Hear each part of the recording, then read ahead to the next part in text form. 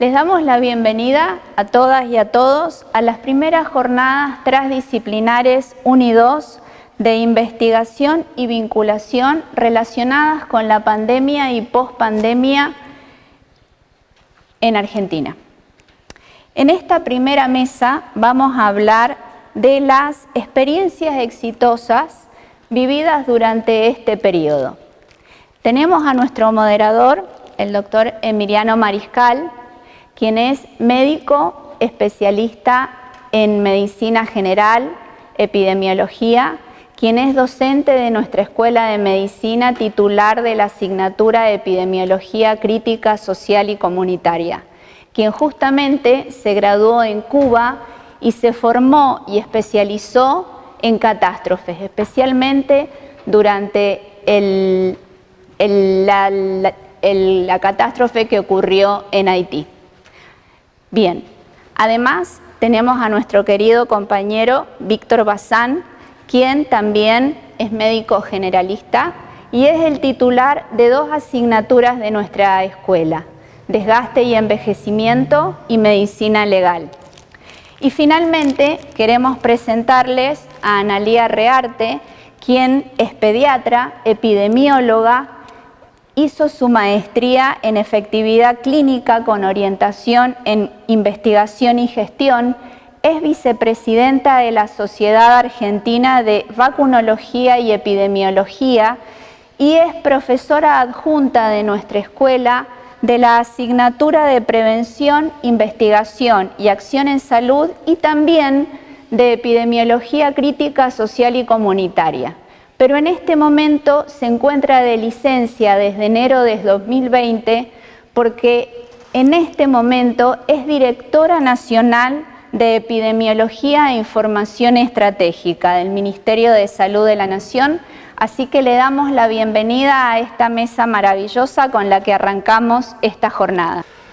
Buenas tardes. Bueno, vamos a comenzar con esta charla. La idea es tratar sobre los nuevos abordajes durante la pandemia, durante la pospandemia, la idea de que lo que nos ha sucedido durante el año 2020 ha sido, entre otras muchas cosas, que hemos encontrado distintas maneras de afrontar la situación de la pandemia y lo hemos hecho llevando adelante experiencias, estrategias, dispositivos que intentaron dar respuesta y que esas respuestas estuvieran articuladas y tuvieran un soporte fundamental en la participación de los diversos actores que estuvieron involucrados.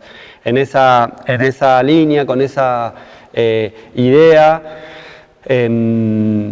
queríamos compartir en primer lugar algunas palabras de Gianni Tognoni, que es doctor honoris causa por nuestra Universidad Nacional del Mar del Plata, también doctor honoris causa de la Universidad de Buenos Aires, de La Plata, entre otras instituciones de Latinoamérica y del mundo, quien ha trabajado desde hace muchísimo tiempo los abordajes vinculados a la epidemiología comunitaria, en esta idea de cómo hacer para generar herramientas que sean genuinamente surgidas desde las comunidades y que puedan devenir respuesta social organizada ante distintas situaciones. En esa línea, la idea inicial es comenzar a compartir algunas de sus palabras y reflexiones para luego escuchar a los compañeros que van a compartir con nosotros.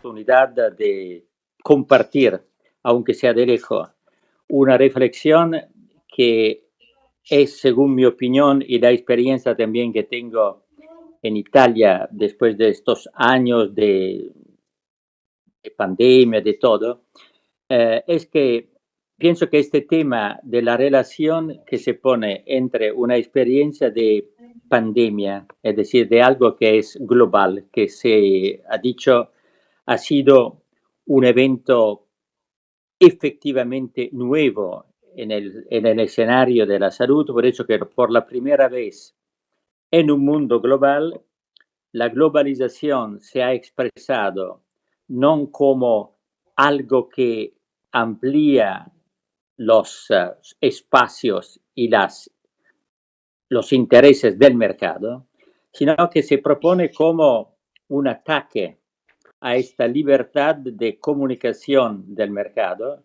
y que impone como único criterio para combatir o resistir a la infección antes de la vacuna una situación de bloqueo completo, de cerrar las cosas, de cortar las relaciones, y que me parece la primera cosa que tenemos que pensar de una manera crítica. ¿Qué significa todo eso para los que trabajan en salud ahora? Por eso que la pandemia, en sus aspectos más trágicos, se ha parado. Por eso que después de las vacunas y todos, la pandemia ha sido un poco como un tsunami cuando se interesa en algunas regiones y después se trata de mirar lo que hemos aprendido, si hemos aprendido algo y sobre todo si la reconstrucción de la realidad puede coincidir con la reconstrucción efectivamente de algo de nuevo. En ese sentido, pienso que, según mi opinión, la cosa que nos ha enseñado más en la pandemia ha sido que no podemos tener confianza en las soluciones globales. Lo que ha puesto en evidencia la pandemia es que el mundo global no está en la posición de resistir a un ataque de salud pandémica, sino con un retraso, es decir, de retirarse y esperar que algo pase que sea mejor. La intervención de la medicina en el sentido tradicional, las vacunas, se ha puesto como, de un lado, algo que propone una solución general, que se propone, impone y que pero de repente documenta que esta solución es exactamente el revés del total o del global. Se aplica de una manera preferencial solamente a los que tienen plata, que sean los países, que sean las clases sociales, y se impone sobre todo con costos que no tienen nada que ver con la sustentabilidad que debería ser la primera respuesta global a un ataque global. La pandemia ha sido un poco una guerra, aunque sea biológica, natural, pero ha sido una guerra global que no ha hecho distinciones al comienzo. De repente, pero ha documentado que no se puede pensar de tener respuesta global si no hay una participación muy importante periféricas de las comunidades y sobre todo de las comunidades que son más a riesgo de marginalización. De manera que el problema del futuro que se pone es que es muy desafiante, por eso que es exactamente al revés de lo que es la actitud actual de salud de la planificación, es de cómo poner en el primer plano de las prioridades de salud la visibilidad de las personas, que son una gran mayoría, que no pueden tener acceso a los aspectos médicos de la salud, que necesitan acceso a los bienes comunes, que son la condición, digamos, preliminar e imprescindible de todas las respuestas que son después médicas. Es decir, que la desigualdad, la pobreza, todo lo que se ha ocurrido, el no acceso al medicamento, se ha mostrado como la verdadera pandemia permanente. Ahora, esta pandemia no solamente sigue existiendo, sino que todos los modelos de desarrollo de respuesta que se han puesto en marcha después de la pandemia son modelos que acentúan todo lo que es un principio de desigualdad. Es suficiente ver cuál es, de un lado, el costo de las vacunas, el hecho de rechazar cualquier solución que no sea de mercado privado, el hecho mismo de no hablar más de cambio de organizaciones sociales.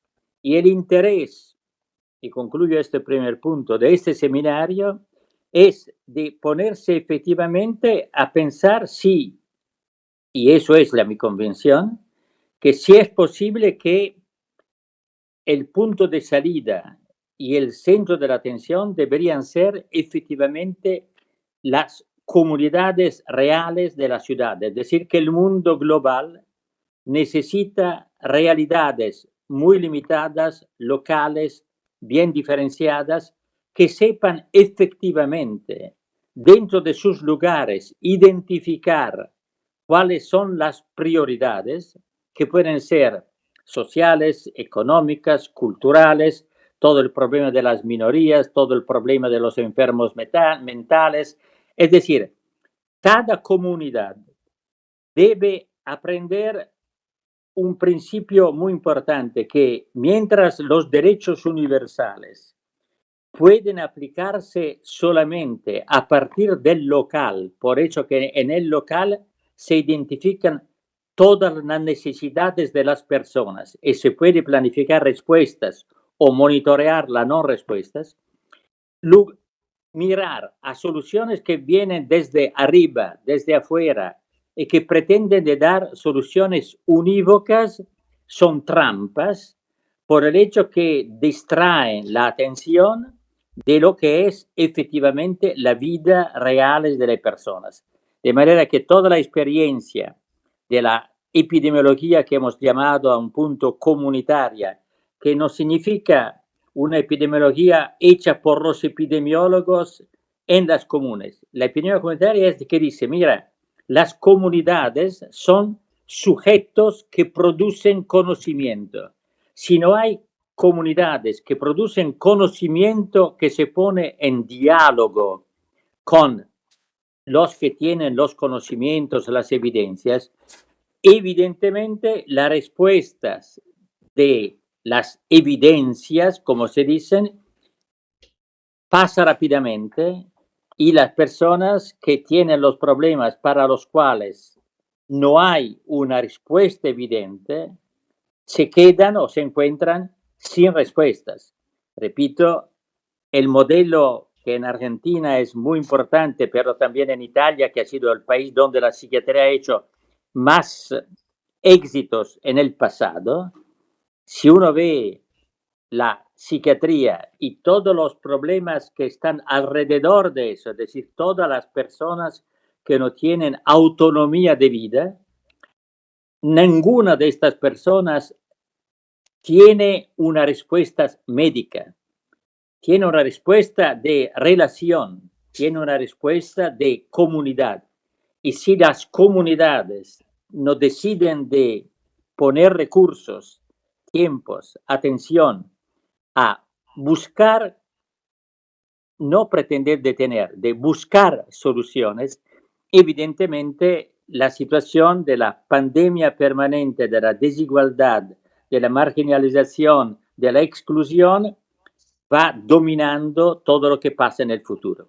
Esta es mi primera cosa. El augurio que hago a este seminario es de poder efectivamente hacer una reflexión que sea en el mismo sentido una planificación de proyectos y de planes de intervención en comunidades específicas.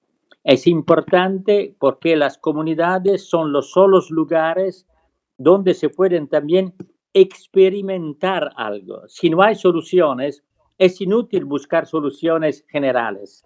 Es una trampa. Es importante denunciar la ausencia de respuestas fáciles para ponerse con las comunidades y de manera diferente según las comunidades a buscar esta respuesta, que evidentemente son diferentes en las villas miserias de la Buenos Aires, en el centro, en el norte de la Argentina, de un otro lado, así como en Italia. El gran desafío que tenemos ahora por allá del gobierno de extrema derecha es exactamente el problema de la separación de los países del sur, que son los menos favorecidos y que son aún más los más marginalizados en todas las inversiones económicas, culturales y políticas. Disculpa por lo largo de la introducción o de la nota, pero si hay preguntas está bien. Aquí esta idea de pensar las causas, ¿no? De encontrar, de mirar las múltiples dimensiones de todas esas determinaciones que generaron la situación puntual de la pandemia, y la mirada reflexiva que debemos de hacer de cómo fuimos encontrando alternativas para sobrellevarlo y para enfrentarlo, pero con el ojo puesto hacia adelante, ¿no? Con el ojo puesto en qué de todas esas experiencias debemos capitalizar en términos de conocimiento, en términos de información, en términos de reflexión compartida que posibilite nuevas experiencias para enfrentar los distintos desafíos que sin duda estamos teniendo y vamos a seguir teniendo. En esa línea, en esa idea de compartir experiencias, bueno, vamos a continuar ahora y darle la palabra a Víctor Bazán, que va a compartir una experiencia aquí en Mar del Plata. ¿Te paso? Lo que nos ha venido sucediendo es que hemos hecho varias presentaciones sobre CETEC. No tenía muchas ganas de hacer una presentación donde se vean números, estadísticas, porque hemos hecho muchas. E incluso vamos a seguir haciendo, porque tenemos en breve un congreso. Por supuesto tengo algunas ahí diapositivas donde tenemos un poquito de gráficos y números que tienen que ver con que nos muestran lo efectivo y lo exitoso que fue el CETEC, ¿no? En cuanto a cantidad de personas que pudimos acompañar en la pandemia, llamar, asesorar, el número importante de estudiantes que tuvimos como becados, incluso por la provincia, que cobraban una beca, pero también muchos estudiantes que lo hicieron en forma voluntaria. Oscilamos con un número de estudiantes que fueron de 60 y pico, que fueron en la actualidad, y llegamos a tener más de 200 estudiantes, entre becarios y voluntarios. El número de llamados fue enorme, dependió mucho también del momento epidemiológico en el que estuvimos, ¿no? Ustedes saben muy bien que teníamos momentos muy tranquilos de la pandemia y otros momentos donde había grandes olas con un número muy importante de casos y realmente era frenética la actividad en el centro de telemedicina. Así que me interesaba por ahí hacer un poquito de hincapié en las personas que llevaron a cabo esto, ¿sí? Que son los estudiantes de medicina, las estudiantes de medicina, que pusieron todo el esfuerzo y que en momentos donde la mayor parte de la población se encontraba aislada, con mucho miedo por la incertidumbre y por lo desconocido, estos estudiantes se presentaron de forma voluntaria, dejaron una zona de confort, la posibilidad de estar viendo Netflix en su domicilio o estar leyendo o descansando, y decidieron salir sin vacunas, con todas las restricciones y con todos los riesgos potenciales, a colaborar y a poner un granito de arena en esta pandemia que fue tan dramática, ¿no? Para la sociedad. Así que, bueno, primero que nada, le quiero comentar un poquito cómo se gestó el CETEC y cómo estuvo conformado.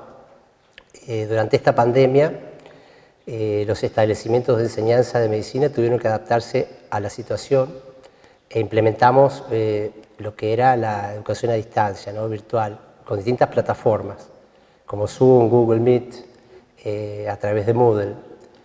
De esta manera permitimos que continúe el aprendizaje del estudiantado y que incluyó clases virtuales, seminarios, aprendizaje basado en problemas, presentación de casos clínicos, por nombrar algunas de las adaptaciones que tuvimos que hacer a los escenarios educativos.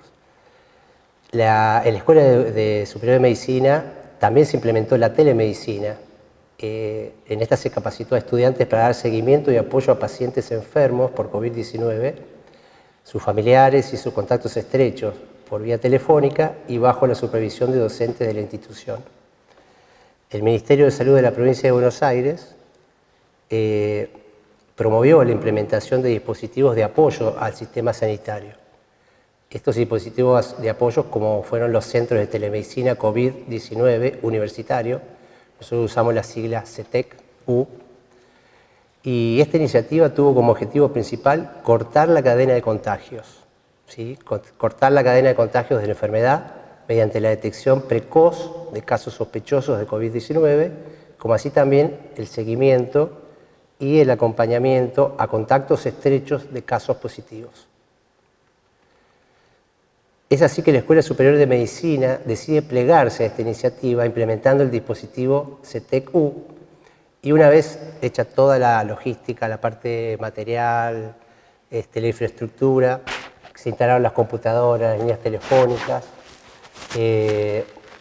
Esto se realizó en la sede de Ayacucho de la Escuela de Medicina. Se convocó a docentes para realizar la tarea de coordinación y a estudiantes para ser capacitados y formar los equipos de trabajo. Si querés ir pasando, total, porque son varias. Total, no tiene mucha relación con lo que digo, pero sirve. Estos equipos de trabajo estuvieron conformados por grupos de 10 estudiantes y cada grupo contó con un docente que lo supervisaba. Se establecieron 2 turnos de 4 horas, de lunes a sábado, y uno matinal de 9 a 13 horas y otro vespertino de 14 a 18 horas. Coordinando con el sector público y con el sector privado de salud y organizados en grupos rotativos conforme a un protocolo sanitario, estudiantes y supervisores asumieron el seguimiento de casos sospechosos o confirmados de COVID-19 de la región sanitaria octava, brindando atención, acompañamiento y asesoramiento a quienes transcurrieron el aislamiento correspondiente, ofreciendo información, gestionando constancia de aislamientos, pedidos de alimentos, elementos de higiene, medicamentos, derivaciones al equipo de salud mental de la Facultad de Psicología para quienes precisaban un acompañamiento psicológico. En la medida que los estudiantes se afianzaban en estas tareas de teleseguimiento, fueron adquiriendo nuevas responsabilidades, como el control y asesoramiento de personas que ingresaban desde el exterior con el fin de prevenir el ingreso y la circulación de nuevas cepas. La confirmación de turnos de vacunación, que inicialmente se hicieron en embarazadas, luego en mayores de 65 años y posteriormente en personas menores de 65 años. Incluso también realizaron la actividad de control de casos de COVID-19 y la prevención de brotes en nuestra propia escuela cuando se produjo el retorno a las actividades presenciales en nuestra institución. Bueno, para dar algunos números estadísticos, pero muy brevemente, como les dije inicialmente,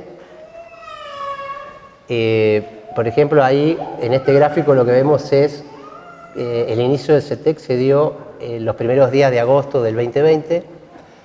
Vemos ahí cómo se estaban dando el aumento del número de casos, ¿sí? Semanales y diariamente, y obviamente después los picos fueron muy importantes. Estas son algunas de las actividades que mencioné ahí brevemente. Por ejemplo, se pudo coordinar con clínicas de Mar del Plata, ahí a la izquierda en color, clínicas de Mar del Plata. Los datos también provenían de personas hisopadas de la Municipalidad de General Pueyrredón, del Hospital Interzonal de Agudo, General Allende, y también datos que provenían de Provincia de Buenos Aires a través de distintos dispositivos de hisopado, ¿no? Como puede ser el detectar. Se trabajó con casos sospechosos, casos confirmados, con personas internadas con COVID-19,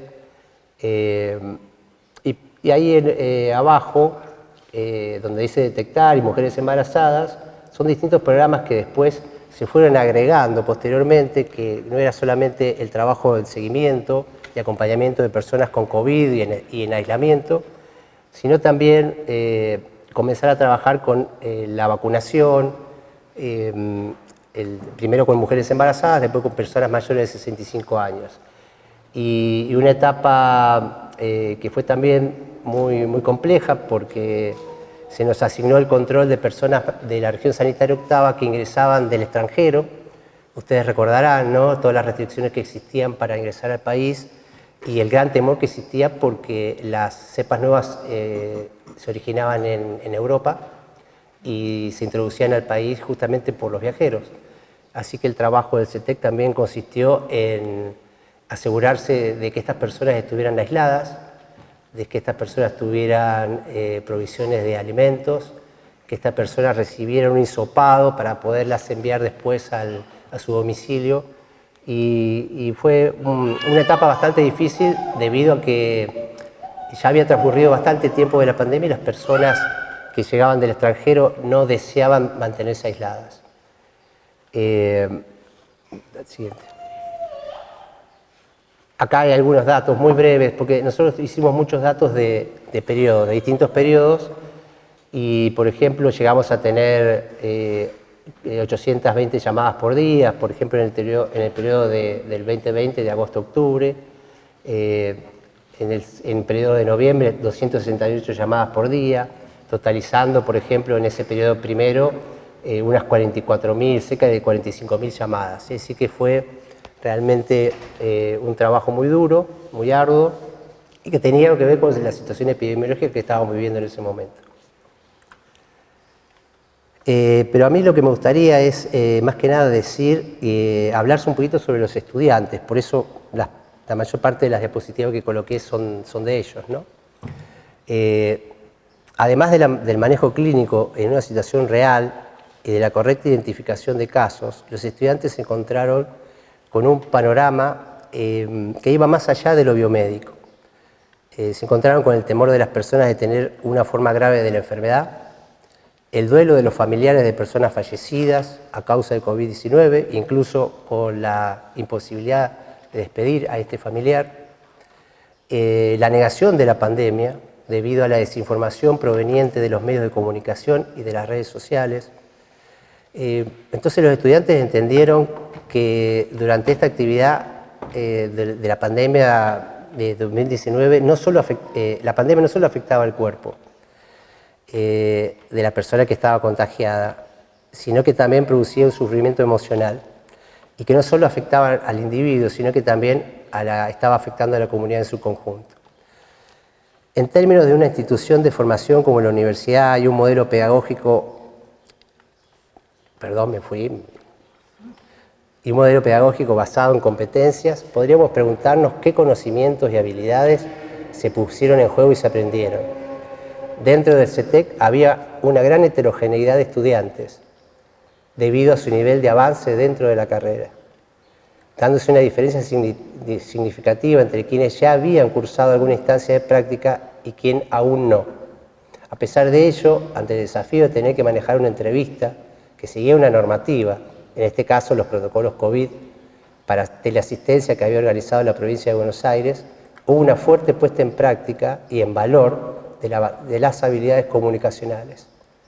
Es importante destacar que en la medida que el estudiante fue adquiriendo mayor habilidad en la comunicación, pudo responder a otras cuestiones, no solo en relación a las signos y sintomatología física, sino también en relación a las necesidades sociales, de alimentos, de medicamentos, de pañales, y aquellas que surgieron en relación a la salud mental. Estas habilidades complejas, que en un escenario áulico o en un escenario simulado suelen ser difíciles de lograr, pudieron desarrollarse y adquirirse en este escenario del CETEC. Otro aspecto a resaltar es que es una competencia, en una competencia con la que existe la carrera, es el aprendizaje y la importancia de tener trabajo en equipo. Esto que es algo difícil de poner en práctica porque el espíritu colaborativo no es algo que esté fomentado en general en los ámbitos educativos, ni en la vida misma de capitalismo neoliberal en el que vivimos, con su filosofía de emprendedor individual o el sálvese quien pueda, pudo también ponerse en práctica y adquirirse en el CETEC. En síntesis, las habilidades comunicacionales, el abordaje integral y el trabajo en equipo fueron las principales competencias que las y los estudiantes pusieron en práctica en esta experiencia de telemedicina. Las que le habían sido enseñadas de algún modo durante la carrera, pero que en este dispositivo pudieron aprender haciendo. También no puedo dejar de destacar la calidad humana, la empatía, la solidaridad, la capacidad de adaptarse y organizarse, todas cuestiones que se relacionan con lo actitudinal y que son centrales en la atención de las personas, especialmente en la atención de la salud, y más aún en un contexto de tanta incertidumbre y miedo como fue esta pandemia.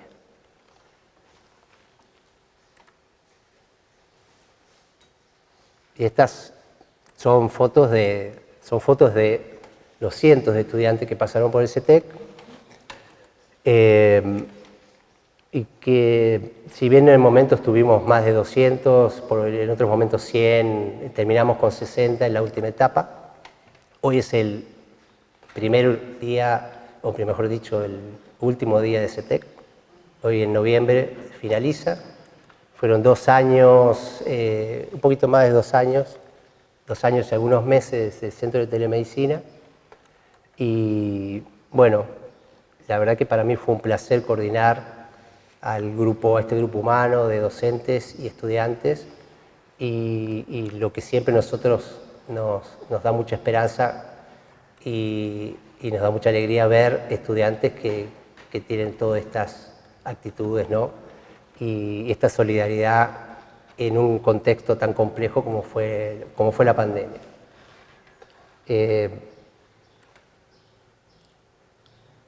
Ahí hay imágenes de, bueno, utilizamos 2 aulas del CETEC que fue un trabajo también difícil de adaptación, de colocación de computadoras, escritorios, lograr una buena ventilación, conseguir barbijos.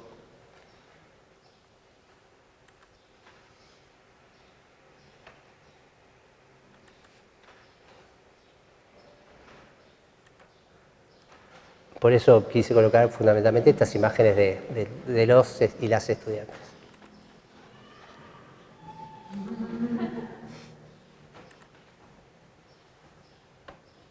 Bueno, gracias. Gracias por haber pasado.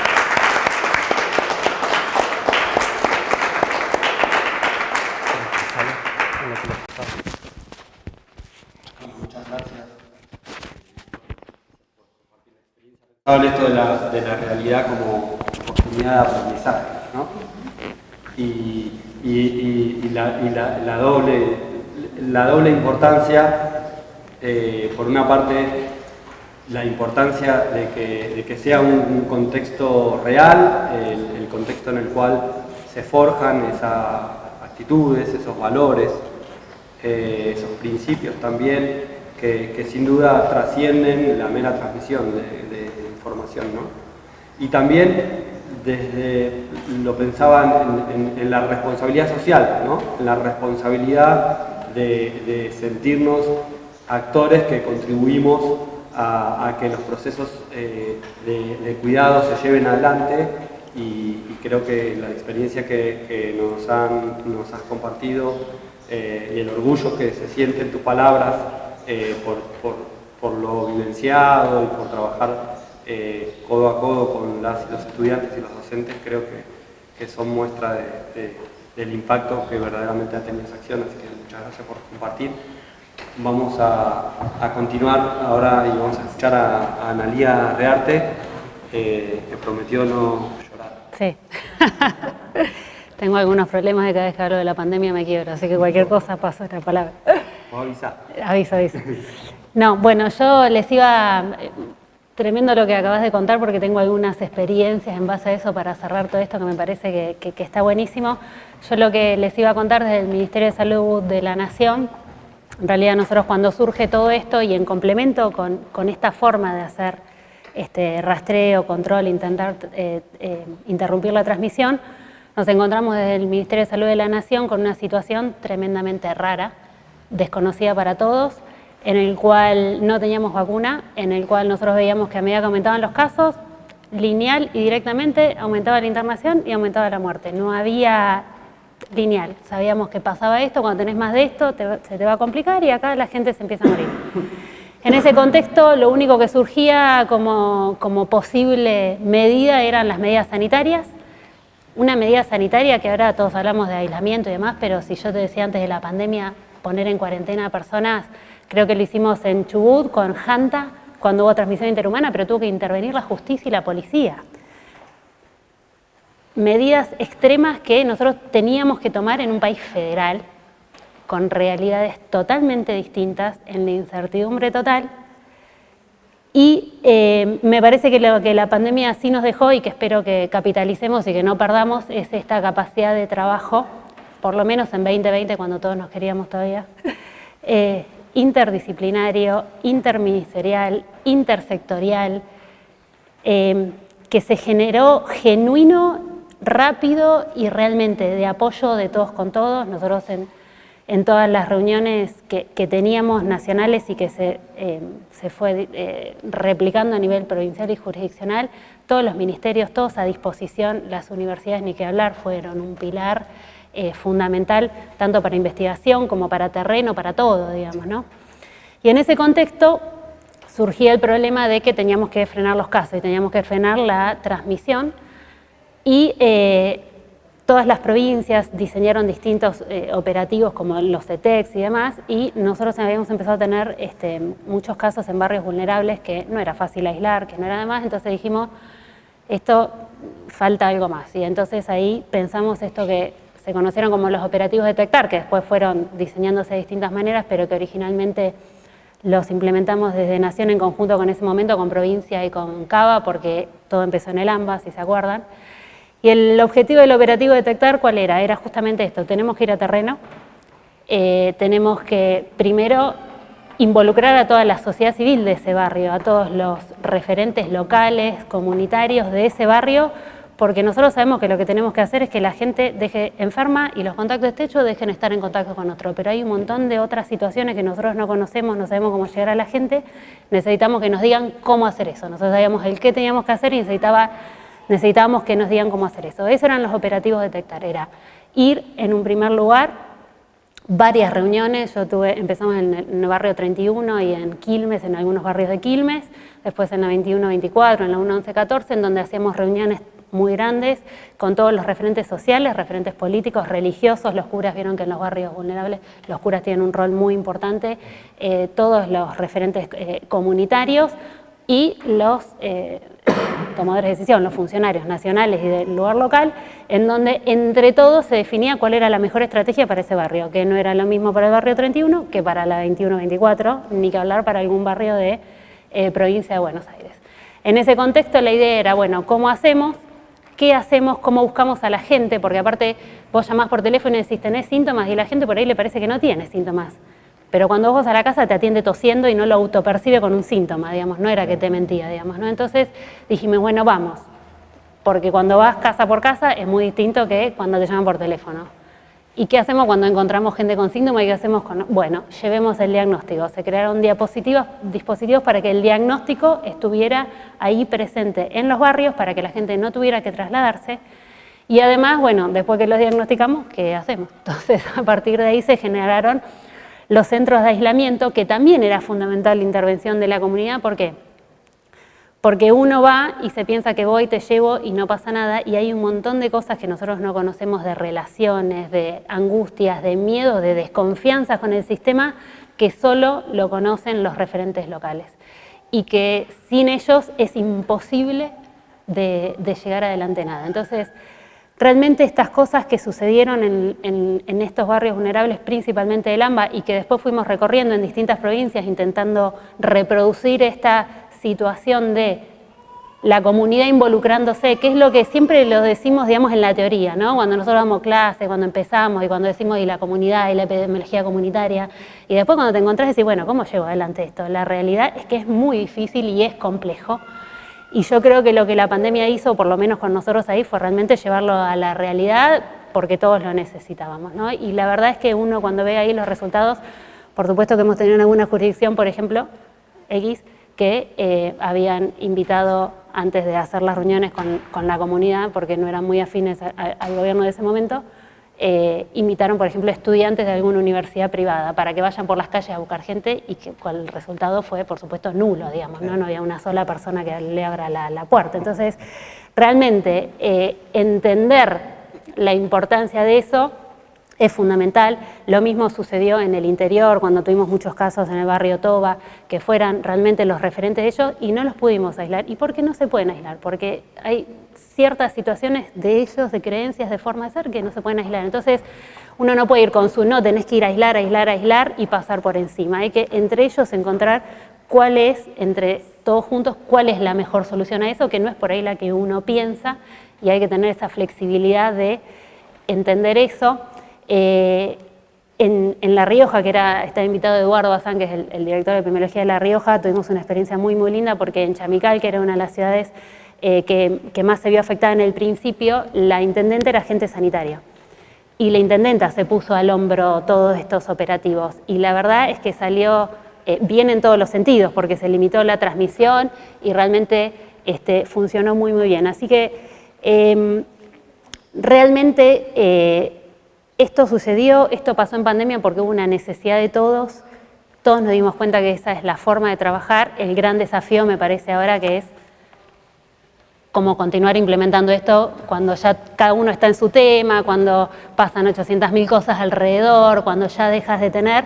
Me parece que la pandemia nos dejó un montón de lecciones aprendidas, un montón de trabajos muy buenos, si bien hubo muchas cosas muy complejas y tristes, creo que nos dejó muchas cosas muy buenas que deberíamos ser capaces de capitalizarlo y poder llegar adelante. Y en relación a lo que contaba Víctor y lo que contaba acá, yo traje, me mandaron los chicos de La Rioja, ellos también, los estudiantes salieron y los estudiantes estuvieron en el CETEC, y cada uno de esos estudiantes hizo una memoria de cómo les fue en el CETEC. Y acá sí capaz que me quiebro, así que capaz que les paso, pero les voy a contar, son 3 experiencias porque es muy en relación con lo que contaban ustedes. Una de las chicas puso, tengo 23 años, estudio medicina y estoy terminando 5º año. Ingresé al COE, que es el Comité Operativo de Emergencia, en agosto de 2021 gracias a una convocatoria. Estos días he estado pensando mucho en todas las llamadas que en mis meses de trabajo me tocó atender. Me di cuenta que atrás de este simple teléfono había muchas vidas, situaciones, emociones, una más diferente que la otra. En ese simple teléfono que tocamos todas las tardes, desde las 5:30 hasta las 10, escuchás tantas historias, que escribirlas no alcanzaría con una carta. Hoy, llamadas que son súper cortas y concisas, hay llamadas que son súper cortas y concisas, con lo cual no llegamos a conocer más que un DNI o un nombre, pero hay otras que llegamos a conocer toda una vida. Esto, así, lo que me sucedió, no hace más de 3 semanas, recibí una llamada de una señora de 64 años, la cual me consultaba por la reprogramación de la segunda dosis de Sputnik.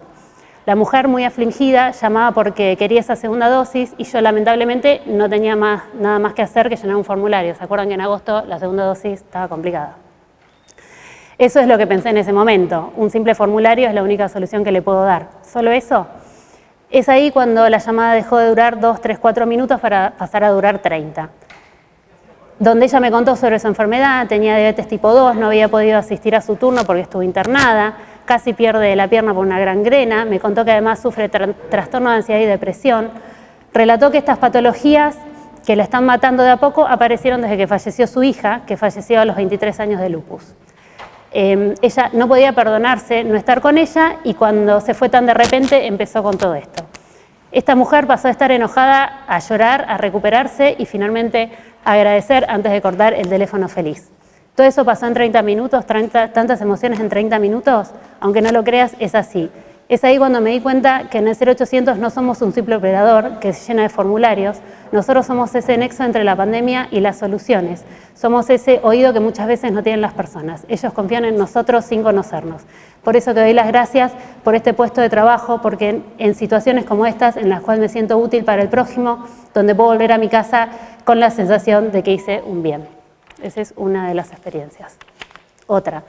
Comencé en el 0800 sin saber a lo que me enfrentaba. Tan difícil sería atender un telefonito, pensé.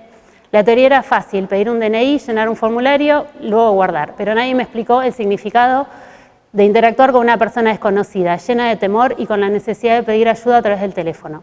Cuando una persona te pide el resultado de test de COVID, toda su esperanza recae en tus hombros. De tu respuesta depende sus próximos días. Una persona COVID positivo es alguien que más allá de su condición física y de tener que lidiar con los síntomas propios del virus, se encuentra totalmente aislado del mundo exterior, con una carga mental y emocional tremenda, en donde no puede salir de su casa, con el peso de haber contagiado a parte de su familia y sobre todo con la incertidumbre de lo que el virus va a decidir para él. En el 0800 hubo días muy duros, en los cuales la persona que hace unos días llamaba para pedir un resultado, hoy aparecía en redes sociales graves por COVID y toda La Rioja rezando por ella. Días en los que tenías que atender gente que continuaba aislada cuando ni siquiera pudo enterrar a sus muertos. Esa gente que estaba pasando por los peores momentos de su vida seguro pensaron que era un llamado más, pero para nosotros eran parte de nuestras oraciones, porque a pesar de no conocerlos, solo con su voz nos conectamos con sus dolencias y angustias.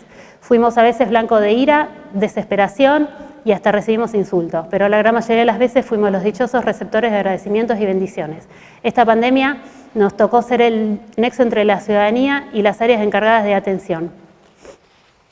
Y la última que les leo. Bueno, mi nombre es Mayra. ¿Cuál es su consulta? Así comienza mi historia en el 0800. Un relato propio que se construye día a día, donde lo maravilloso es que nunca termina ese proceso de aprendizaje. Es un lugar en donde se maneja información actualizada minuto a minuto con personas comprometidas en su trabajo. Me tocó ver el compromiso y sacrificio, lealtad y aprender. De ello, como siempre lo hacemos ante nuevas situaciones. En otras palabras, conocí el arduo trabajo en equipo, que era lo que vos decías, ¿no? Desde el día de mi ingreso a la oficina tenía demasiado temor, no voy a omitir esa verdad. Además del típico temor que conlleva la responsabilidad de un nuevo puesto laboral, este se me hacía aún más complicado que cualquier otro. Les comento brevemente el porqué. Por el simple hecho de tener que atender llamadas sin ese contacto visual que siempre nos hace falta, que tengo que admitir para mí fue lo más difícil, donde algunas casos eran llamadas anónimas que no esperaban una respuesta, sino un acompañamiento, que se logró con una escucha activa. Agregando a esto, lo triste e inexplicable, para poner en palabras, es contar las veces que tuve que sostener el llanto de una persona al comunicarse con el 0800 por ser contacto estrecho, o ser ese familiar que se comunicaba para pedir atención amablemente o no por un hijo, por un sobrino o por un tío. Esas tristes pérdidas señaladas en grandes cifras que paralelamente afectaban a todo el país. Fuertes noticias que conmocionaban y que nunca estuvimos preparados a nivel mundial para transmitirlas. Así que también me pasó el poder vivenciar y contener esas lágrimas de felicidad. Lo que más marcado me quedó. Sí, esas lágrimas que emocionaban hasta el punto de hacerte sonreír excesivamente, por esa manera de agradecer tan amablemente, hasta el punto de recibir bendiciones de esos adultos que se comunicaban la gran mayoría de los días, en cada turno por una solución, y esa solución era un turno disponible para esta situación, donde se evidenciaba en esa comunicación que encontraban repletos de emoción hasta el punto de estallar de felicidad. Realmente en medio de este caos prefiero quedarme con la alegría y esas llamadas de agradecimiento de la comunidad, porque me hicieron sentir que logré aportar con tan poca experiencia en este momento tan difícil para todos. Solo agradecer a todo el grupo de compañeros que fueron los pilares de este gran proyecto y sostén de este momento tan complicado que nos tocó pasar a todos. Era un poco para cerrar lo que vos habías contado y que me parece que... y que son cosas que por supuesto no las podemos enseñar en la facultad, digamos, ¿no? Y realmente, si bien fue muy complejo para los alumnos, creo que han tenido la oportunidad de pasar por aprendizajes que les van a quedar grabados para siempre. Por supuesto.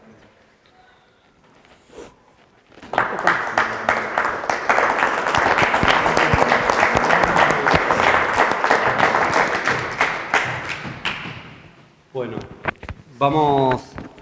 vamos a... Muchísimas gracias, Analía, por compartir un poco esto que Gianni decía en el video, de lo global y lo local, ¿no? También. ¿Dónde está la respuesta y dónde están las causas y están en las múltiples dimensiones, ¿no? Y en cada una de esas dimensiones, en cada uno de esos espacios, en cada uno de esos lugares, se puede construir la salud, ¿no? Pensaba también, escuchando el relato, pensaba en esto de qué comprensión profunda de lo que es salud y qué importante es reflexionar sobre qué es la salud y cómo se realizan aportes al cuidado de la salud, ¿no? Creo que todas estas experiencias nos ayudan a quedarnos pensando en eso, que creo que es muy importante, y nos invitan también a pensar en seguir desarrollando experiencias y acciones. Creo que estamos en tiempo y voy a poner los últimos 8 minutitos de Gianni. El tema grande que se ha encontrado también en la pandemia, que se ha puesto en evidencia y que pero después se ha dejado de lado, es que efectivamente la medicina y de toda manera la salud, digamos, por eso que la salud se ha identificado durante el tiempo para todo, sea en la búsqueda de soluciones, sea en la puesta en evidencia de problemas. La salud ha considerado, está considerada como un problema médico. Eso es una mentira que es letal del punto de vista de cómo uno puede armar un diálogo. Por eso que evidentemente sí, todo el diálogo debe pasar por un saber, un conocimiento y sobre todo un lenguaje médico. Evidentemente el diálogo va a ser un diálogo tan asimétrico que se traduce inevitablemente en un dominio de alguien sobre las comunidades. De manera que si las respuestas solucionan los problemas, bueno, se reconoce algo. Y si no reconoce eso, evidentemente evita la búsqueda de otras respuestas. Retomamos el problema grande de los ancianos, que evidentemente es un problema más de la parte más urbana de las ciudades, por eso que las villas miserias, los ancianos no llegan mucho a decir que hay otra vida. Pero ponemos toda la parte de los ancianos y de los crónicos y todo eso. Evidentemente, la parte médica de la vida de estas personas es muy relativa. Hay un problema de muy pocos medicamentos que se tratan. El problema es de cómo organizar la vida de los ancianos para que tengan una autonomía y sean estimulados a vivir algo que le pueda interesar. ¿Quién se interesa de todas estas cosas? ¿Quién se interesa de todo lo que tienen problemas de memoria, de aislamiento, de solitud? Uno tiene que establecer como primera tarea de una nueva medicina una epidemiología de las diversidades de las preguntas, para dar la idea que frente a una gran diversidad de preguntas, las diversidades de las respuestas deben ser aún más grandes. Por ello que uno puede decir, la depresión es una enfermedad, quién sabe.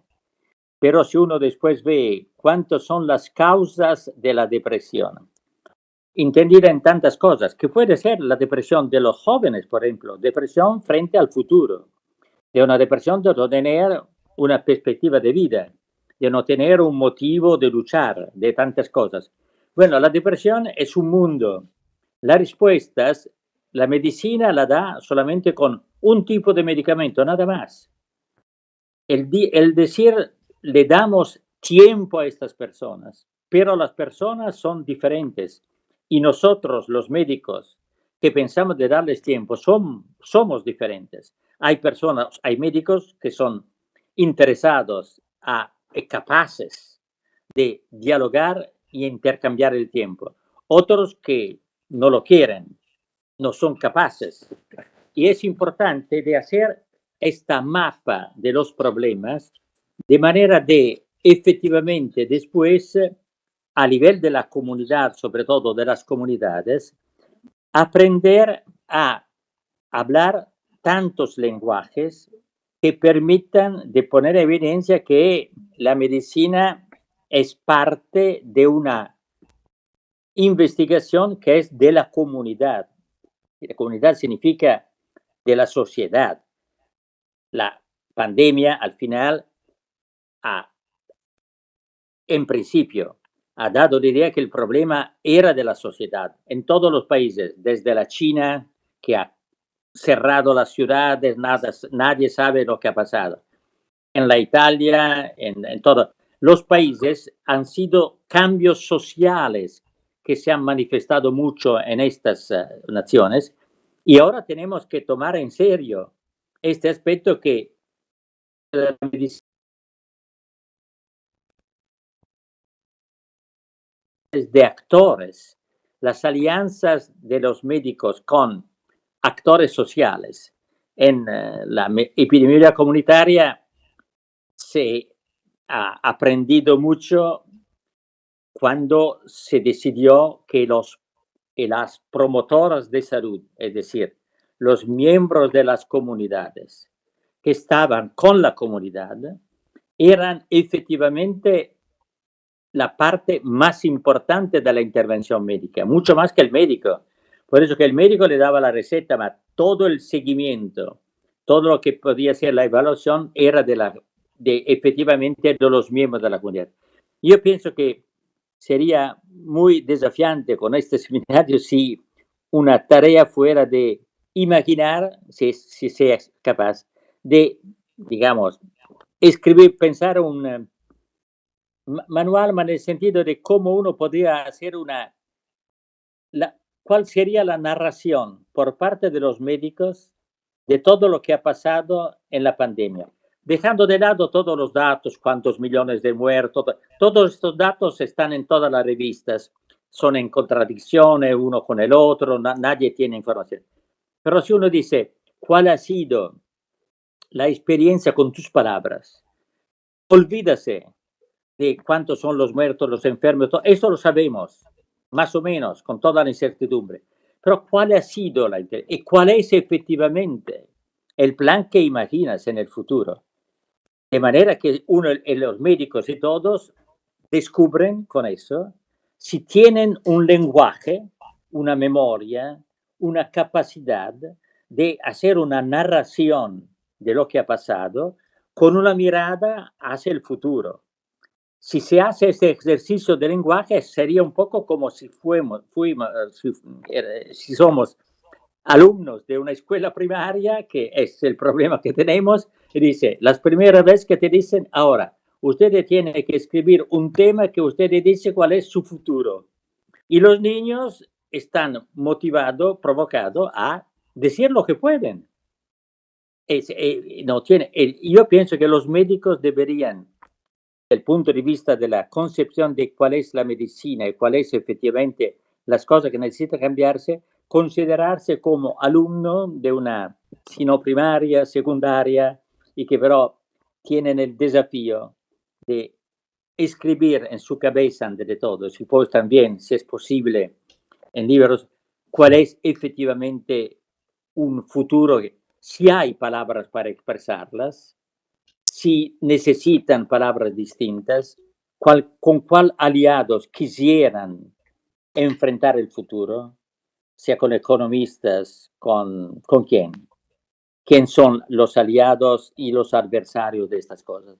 Y pienso que una medicina que no se considera vinculada o cerrada ella misma en la competencia médica, pienso que debe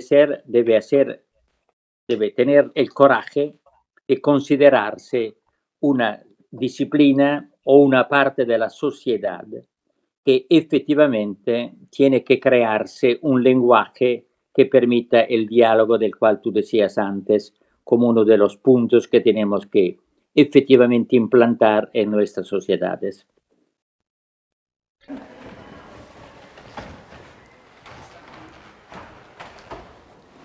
Bueno, ya terminando,